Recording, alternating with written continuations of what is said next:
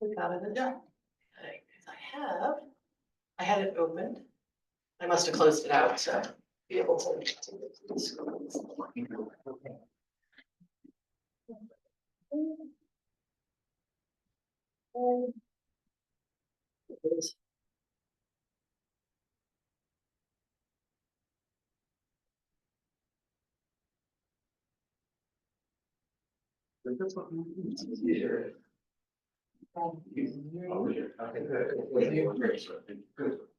You have all the suggestions. Get out of that. Right, yeah, I'm only responsible. Oh, no, okay. And here. Two. Yes.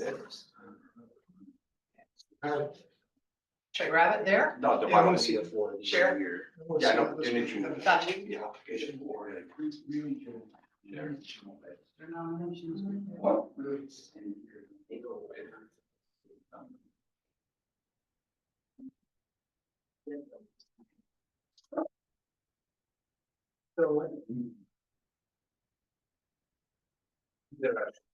Oh, you know what? Can I actually, it's movable. There we go. Now, in terms of the National Register stuff, you guys go to those there. Please don't. Please don't go. I knew the mic here.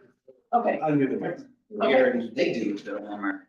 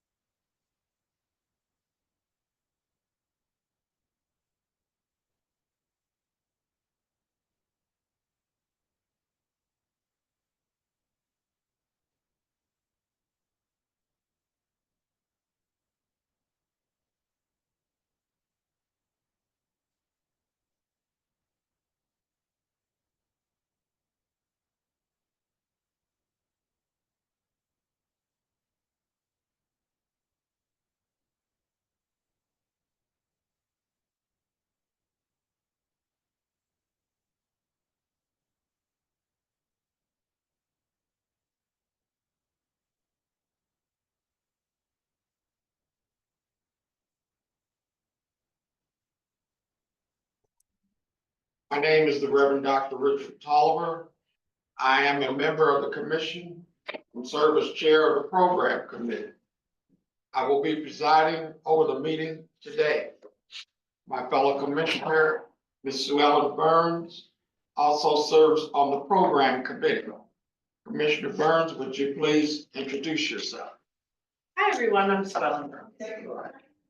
The program committee is a standing committee of the Commission on Chicago Landmarks. Its main purposes are to hear about Chicago nominations for the National Register of Historic Places and public suggestions for new Chicago landmark designation. The committee will first review one nomination for listing on the National Register of Historic Places. After this, we will review 7 suggestions submitted for Chicago landmark designation.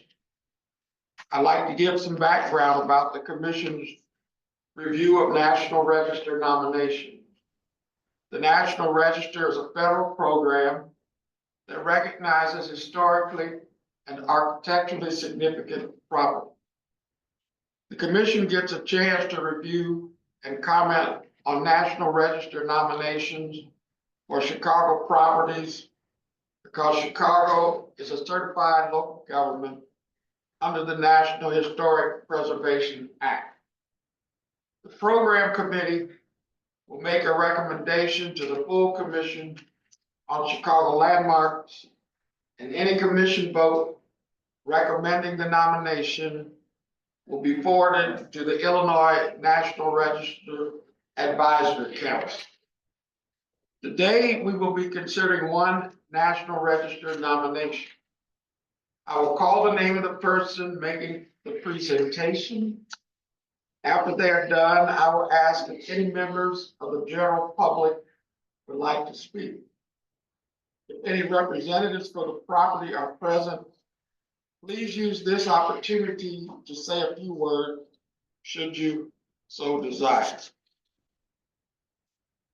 The National Register nomination is for the former Our Lady of Lourdes Parish, now the Pentecostal Church of Holiness at 4208 West 15th Street.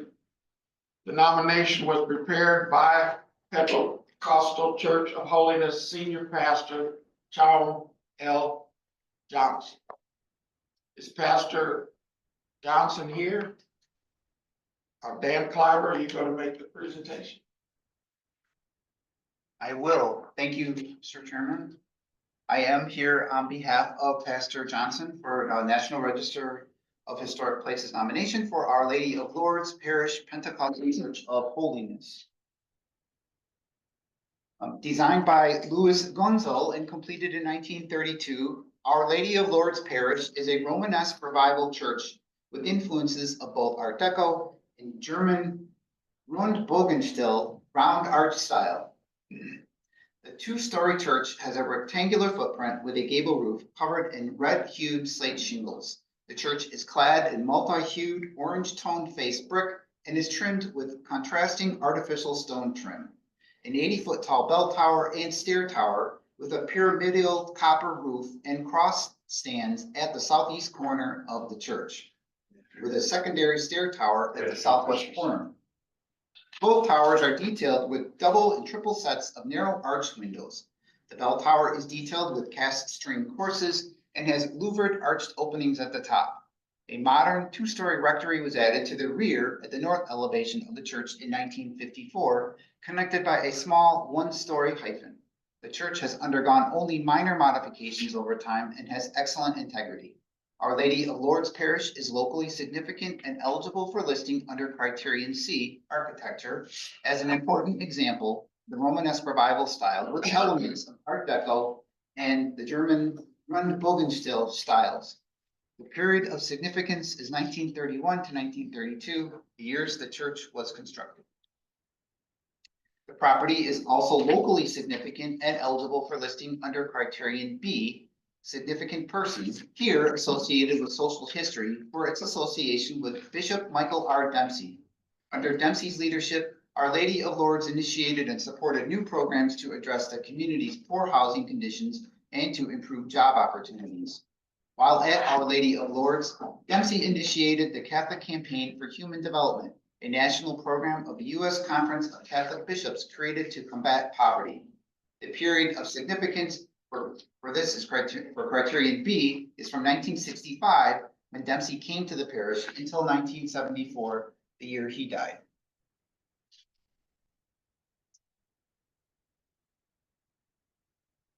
As religious properties require justification on architectural, artistic, or historic grounds in order to be considered eligible for inclusion in the National Register, this property qualifies under criteria consideration A for religious properties, as it derives its significance from architectural design and a person significant in social history.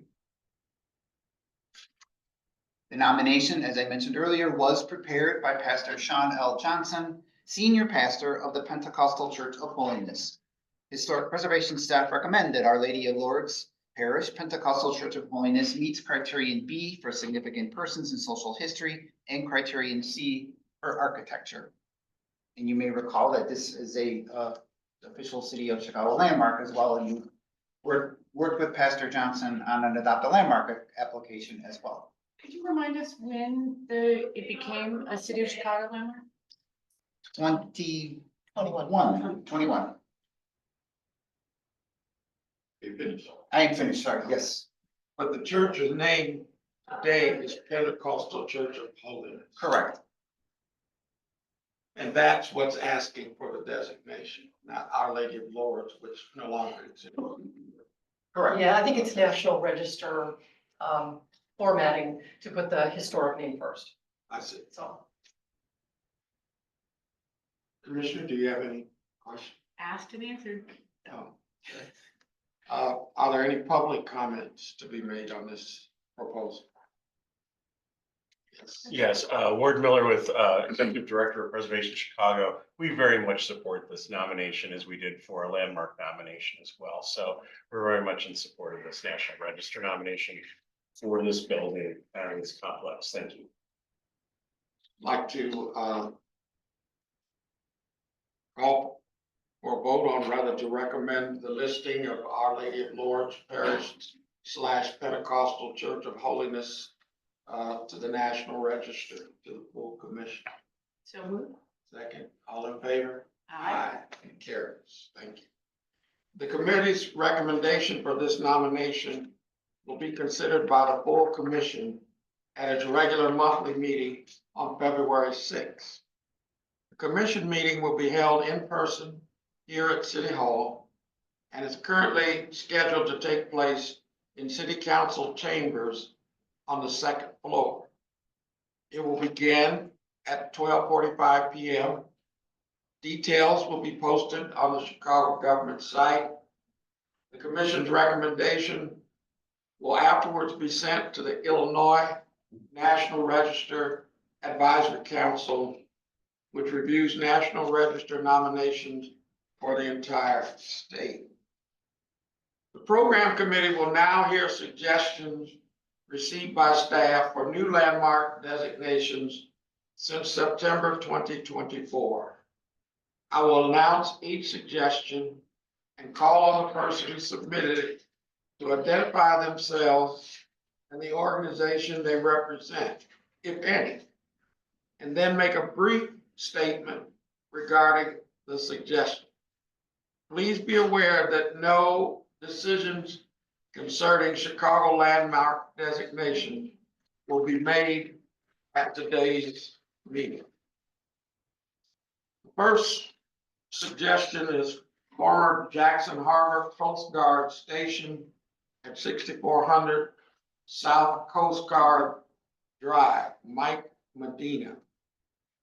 Mike Medina here.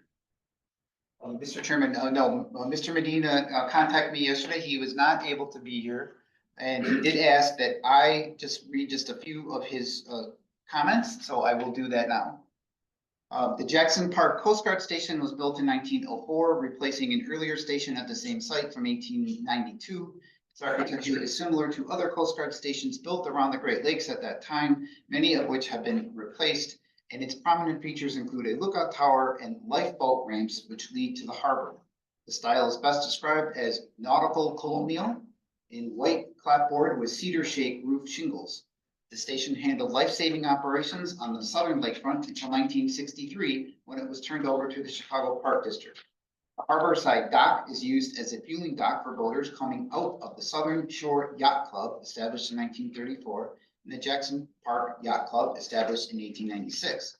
In the 1990s, the building housed a restaurant, but for most of the time under Park District control, it has been used for storage and other such uses. The Jackson Park Harbor is a historic and vibrant center of boating and other water activity life for the south side, and was the local harbor of choice for Captain Bill Pinkney, the first Black sailor to circumnavigate the globe solo. This building has seen the lakefront transform from a center of shipping to that of lakefront recreation and pleasure boating. It would be tremendous to see this building revitalized as perhaps harbor master offices or even a cafe. And again, to reiterate, that is Mike Medina's exact comments, not the city of Chicago. Thank you. Suggestion number 2, Greater Holy Temple Church of God in Christ, 246 North California, Joyce Walker. Is Joyce Walker here? Okay. Would you like to speak Yes, briefly? okay, yeah, I will be brief. Okay, my name is Joyce Walker. I'm a member of the Great Holy Temple Church of God in Christ, located at 246 North California Avenue. This church was purchased by Bishop Eleazar Lennox in 1945. The building itself was built in 1888. You'll notice the picture to the left. And it was by the Lutheran Church.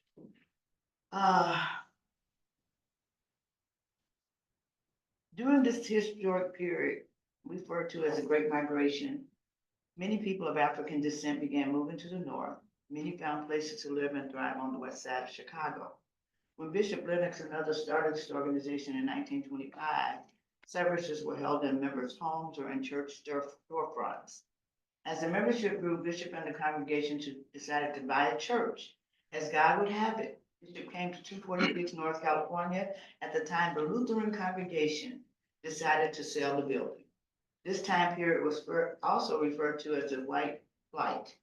Whites were moving out of neighborhoods that blacks were moving into. An agreement was made to purchase the church. At that time, it was hard for Black or African Americans to get loans, so the church decided to pay cash. The congregation raised all but $10,000, and the national bishop of the Church of God in Christ, Bishop Charles Harrison Mason, loaned the church the money. After this historic purchase, Bishop Mason made the statement that this is the first actual edifice associated with the Church of God in Christ in the city of Chicago, and of course, the rest is history. This year in 2025, the congregation of Greater Holy Temple Church of God in Christ will be celebrating 100 years and would like to preserve this ministry organization for generations to come on the west side of Chicago and the Chicago area as a whole. This church is associated with the Church of God in Christ from Memphis, Tennessee. This is the headquarters of Mason Temple Church of God in Christ, where Dr. Martin Luther King Jr. made his last speech. The historic significance that we also celebrate is 3 leaders or pastors of this church are Lennox men. Bishop Lennox was until from 1925 to 1986.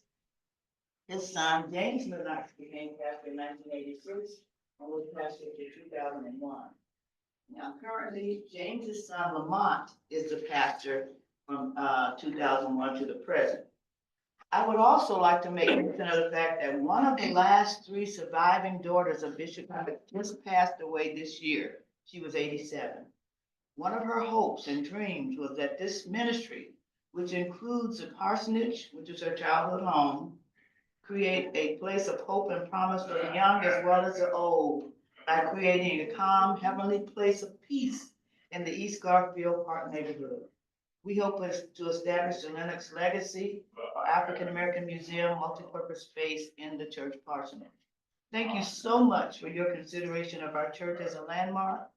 We want to continue offering religious services to the community, and we want to continue other ministries, which include after school, summer break, winter break, and spring break Chicago Public Schools Safe Havens programs for the children ages 3 to 18. As well, we are part of the Greater Chicago Food Depository. We distribute food from our food pantry to those in need weekly. Thank you and God bless. Thank you for your presentation. Beautiful. Item 3, Chinatown Gate, 2206 South Wentworth Avenue. Presenters are, says Julia Hedges, Laura Miller. Thank you, Commissioner. Mr. Chairman, we are proposing the Chinatown Gate and several other buildings that you also see listed. If I could combine them all 3 together, that would be that'd be helpful. 3 items. Right, 3 items in one shot. So, around the city, we've seen the Halsted Street pylons honoring the LGBTQ community, the flags on Paseo, thank you. In Humboldt Park, we've seen the Little Village Arch in Little Village / South Lawndale, all landmarked recently. And we have only one that I know of, Asian or Chinese, a designated Chicago landmark in the city of Chicago. And that would be the Oolong Merchants Association building now. Another association. And we thought it would be wonderful to acknowledge this Chinatown Gate that you see in so many cities. This was built in the 1970s. It was designed by George Chung, a Chinese architect. How often do you hear of a Chinese architect and any type of landmark associated with an Asian architect, but especially Chinese, at this amazing gateway in Chinatown. As you see, it's changed and evolved in colors and signage over time. However, we've seen that also on the Halsted Street pylons, and even in Little Village, on the Little Village Arch, where there is a certain flexibility given to the colors, the painting, the different letters and their orientation. But the idea of landmarking the structure as a whole and its composition and volume would be great. Before this gateway was constructed, and I remember this very well as a child growing up in Chicago and going to Chinatown often on Friday nights, the two buildings that flank this gateway were considered really important, and they were considered the gateway to Chinatown when Chinatown was really mostly limited to the area along Wentworth, just south of Cermak. So we've got two other buildings, if we could look at those really quick. So these two buildings that sort of flank that gateway are kind of an informal gateway and entry into Chinatown, and you see the landmark building, the Hutak Temple in the background there, which is a designated Chicago landmark. And to our knowledge, that's the only designated Chicago landmark dedicated to the Asian community and specifically the Chinese community. But these buildings really do form a beautiful gateway, and they were planned as part of an expansion and actually a relocation of Chinatown from the South Loop along South Clark Street, essentially. You still see a little piece of what was original or historic Chinatown or old Chinatown. But we thought that this would be great to honor the Chinese community by these two flanking buildings and this archway. And then we have one more building that's just a hair down the street, and this is just a portion of it. It comprises numerous storefronts. It's an orange rated building. It looks almost like 5 united buildings put together. And it's got this wonderful sort of stylized dragon ornament that you see running horizontally, flanking or distinguishing the first floor from the second floor and the third floor from the roof line. So we think this would be an amazing opportunity to recognize the Chinese and the Asian communities in Chicago with a designation of these 3 or 4 properties, and perhaps there are more going down Wentworth that are worthy of note, but we thought these were almost continuous. So this could make a wonderful landmark district as an idea. And I'm going to stop there. Thank you. Well, you'll Thank you. start again shortly. Burnham and Root Mansion at 4941 South Drexel, Watermill. So this is me again. Do we have an image of it? So this is a beautiful mansion designed in the 1890s by Burnham and Root, one of our city's most prominent architects. And they designed the Rookery and the Monadnock building and several other buildings that are designated in districts. But this one is really special. It's located on Drexel Boulevard, which was once part of many of Chicago's millionaire rows. It's just to the north of the Operation Push, Rainbow Push Temple, if you will, and headquarters, which was formerly KM Isaiah Synagogue. And this is a building on a very large lot that's actually been sitting vacant for a while. It also was home later on to the Jewish Aid Society and the Self-Help Home. Self-Help is still located, I guess, on the north side. And we feel that this building needs a little attention. It is just a hair, if you will, outside the Kenwood Landmark District. And I think any path towards protection would protect this building, which is on a very, as I mentioned, a very large city lot, and it's well forested, as you can see here. It actually extends quite a distance back to the east. But one of those sort of few remaining buildings of this scale, mansions of this scale on Drexel that remains vacant and in our eyes in peril. Thank you. I live 2 blocks from there. In the Wow. 4700. Do you really? No, Bill. I used to live in the 4900 block in Dorchester, so growing up. Anyway, Thank you, sir. Elm Lutheran Church, 11310 South Forest, Ward Miller. All right, they all come together for me. So this is an amazing Lutheran church. Started off as Elam Lutheran Church. It's now recognized as Reformation Lutheran Church through a merger. But this building was one of the early buildings of the Roseland and Pullman communities. George Pullman thought it was very important when you arrived on a train to see his planned community to the east. And then on Pullman lands, which he owned to the west, including this church and the adjacent park and parcels, that you had this sort of beautiful picturesque first impression of the neighborhood. This building was built in the 1880s. It precedes the construction of the church that was landmarked just last year to the east. It was originally Holy Rosary, now Greater Temple Cathedral.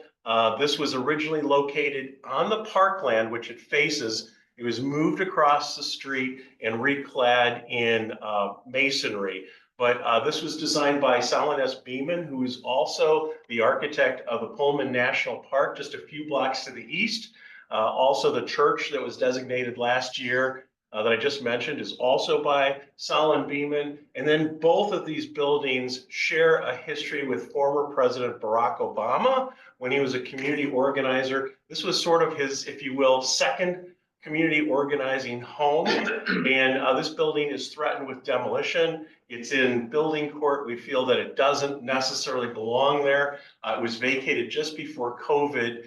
And we have a plan at Preservation Chicago to bring eight doctors, African-American women doctors, to this site and the adjoining school for a health and wellness center, hoping that the sanctuary will become sort of a yoga studio as well as a place to educate a larger population. But we feel that this is a great opportunity to not only honor and designate this building with a, if you will, a Beeman to Barack and beyond history, also tied, by the way, to the Swedish carpenters that worked on the earliest Pullman Palace Car Company buildings, or excuse me, cars, when they were wood. Most of the tradesmen working on those were Swedish, and this was their church, if you will. So many connections to the national park and also to this really prominent site. This faces Palmer Park, named after Potter Palmer of the Palmer House.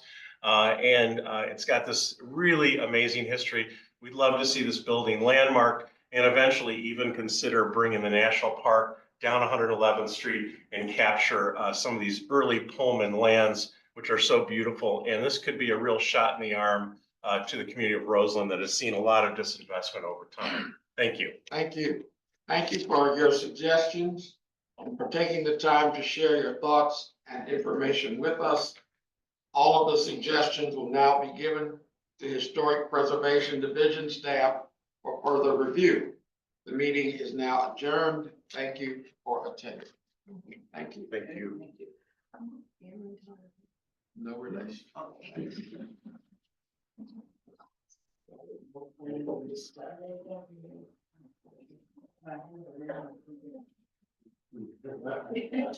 So it's a rare name. I mean, you don't hear the Calvin all Any comments will be generated? Mr. Chairman, thank you. Thank you so Thank you. much.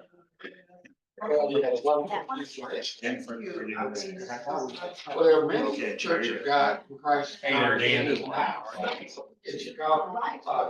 Maybe by the skin of my teeth, there was a SHPO meeting on David Silas.